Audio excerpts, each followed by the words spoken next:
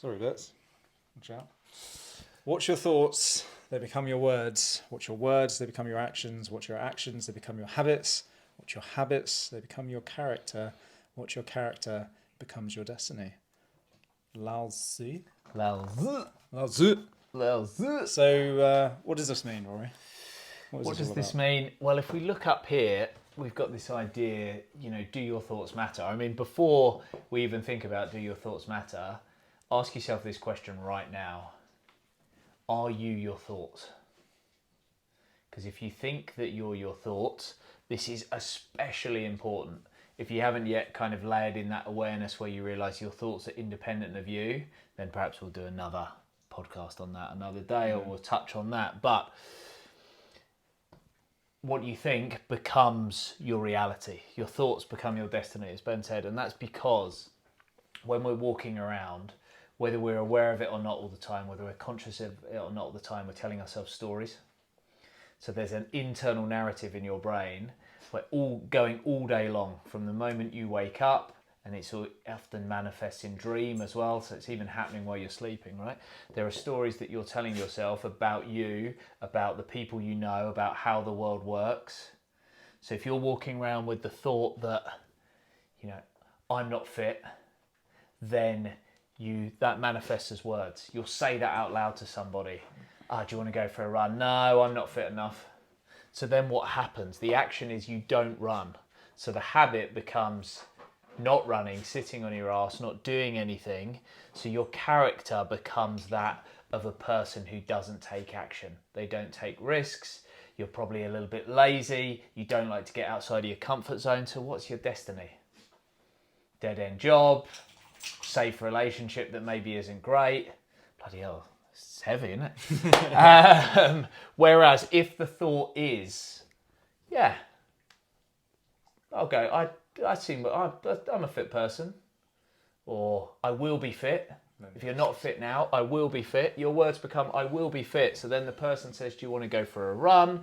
You go, yeah, all right, I know it's going to be tough because I'm overweight and my knee hurts, but I will be fit and I'm only going to get fit by running. So you run, so then your habit becomes running. Your habit then becomes fixing that knee injury by going to see an expert on things like running and knees, like Ben is here. And so your character becomes that of a person who faces down difficulty, goes and gets their knee fixed, goes out and runs even though it's hard work. And then the destiny becomes, you become that fit person that you thought that you were going to become in the first place. And that's the power. Okay, Rory, this is all very well. Yes. But, I've been thinking I can't get fit for years. Yeah. So you're just telling me I have a couple of thoughts and then, it's going to sort me out. You need to light the touch paper in the first place with the belief that you're going to get fitter, that it's possible for you. Yeah, but, as much as I try to believe it, I just can't. I've been overweight for years. Mm-hmm. Well, just having the belief is not enough. But if you've got the thought that trying again, even if you've tried and failed multiple times, that trying again is superior, even if you fail, to staying exactly where you are, overweight, miserable, unfit, if you've even got that much hope that to try and fail again is still better than to stay where you are, then that starts you on the journey. And then you've got loads of other challenging thoughts around, I know I'm going to fail again. So what's the point in carrying this on? Oh, this is really, really tough.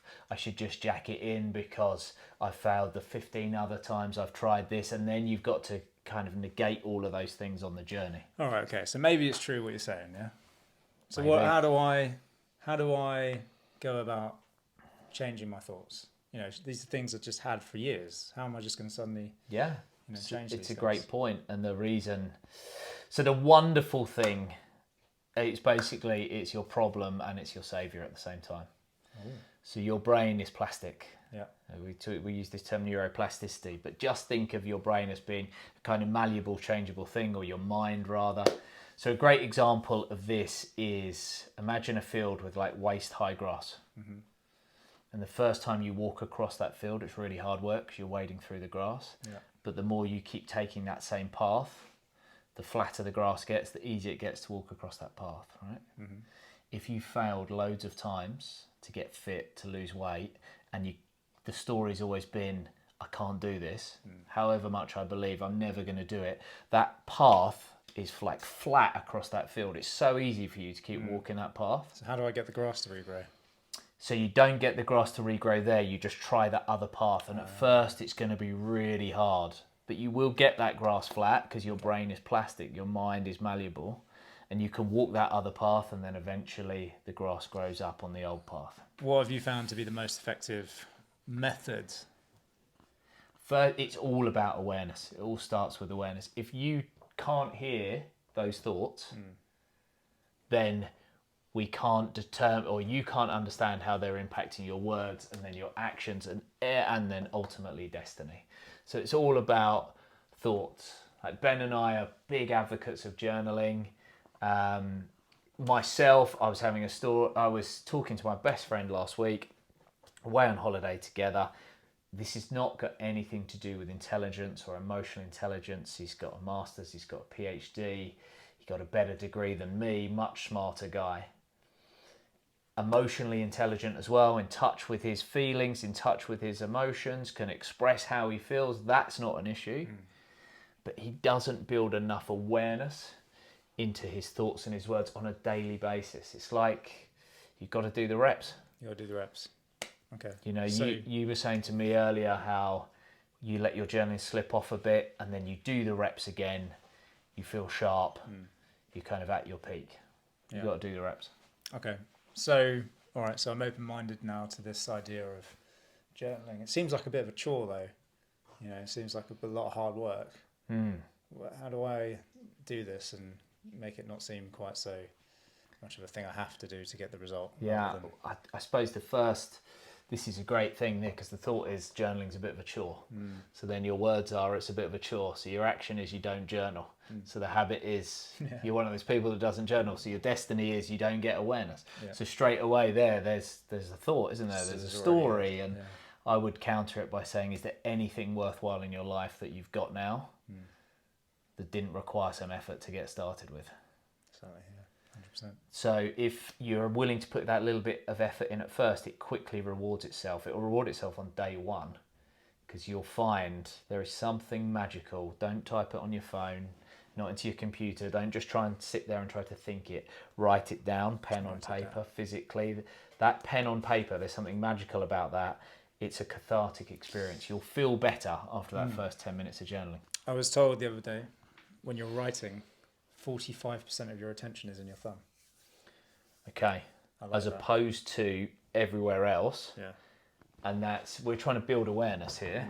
So if your attention is everywhere else because you're not writing this down, you're not going to be as aware. So as Ben said, if we're focused on the act of writing, you really like hone in on that journal entry. Okay, so what do I actually write down? Like, do I need some sort of framework, or do I just do whatever? Like, So know that you're going to fall in one of three camps, and they're all okay.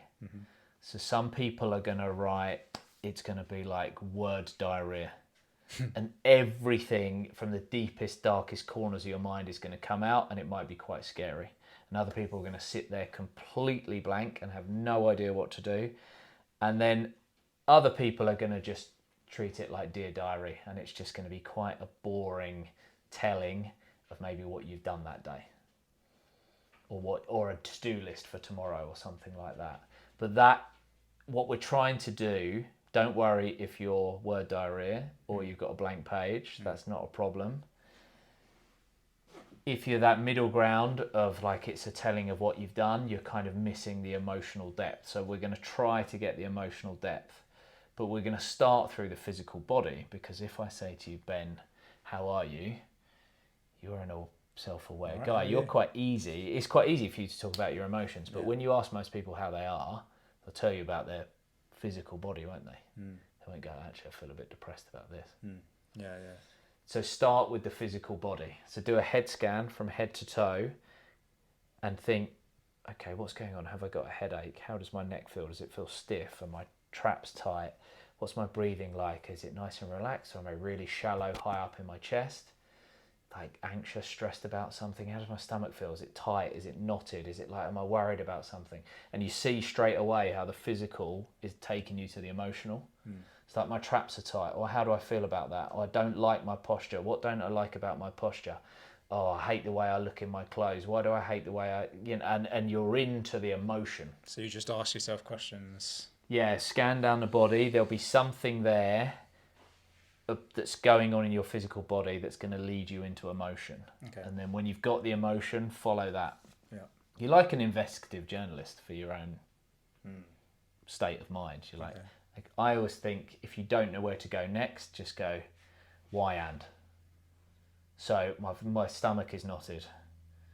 Like, why and? Well, because I feel worried about this thing. Why and?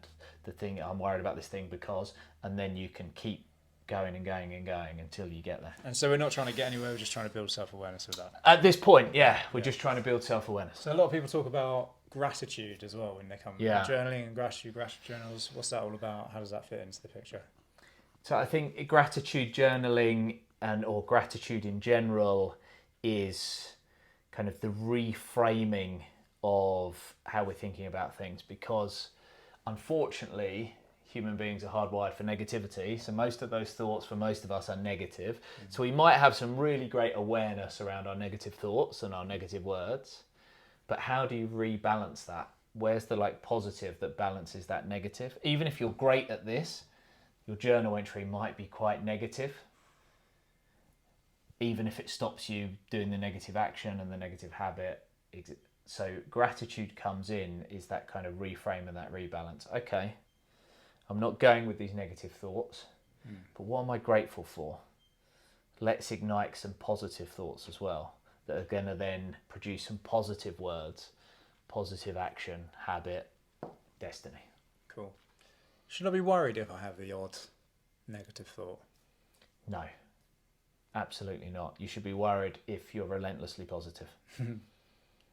Because it's just not human nature to be positive all of the time about absolutely everything, and it's a distraction technique. It's a way of blinding yourself to reality if you're constantly positive. So actually, negative thoughts are normal and natural, and it's much better you address them than bury them away in the darkness. Awesome. No further questions, Your Honour. Anything else you want to add? Everyone journal tomorrow. Well, 21 days. Yeah, 21 days. Try and build the habit. 21 days. Takes at least 21 days. I'd say probably 6 months commitment. Yeah. Before you've built that habit, truly. So if you want a challenge, actually, go with what Ben said. Go with 21 days. Don't overwhelm yourself. Have fun with it. 5 minutes max for the first week, 10 minutes max for the second week, 15 minutes max for the third week. So build in, set a timer on your phone and just go, I'm going to write non-stop for 5 minutes. It could be absolute nonsense. Don't worry about spelling, grammar, anything else. No one's going to read it. You're not going to reread it. Just try writing for 5 minutes. First week, and then build it from there. Nice. Cheers. Cheers, guys. Bye-bye. Lovely.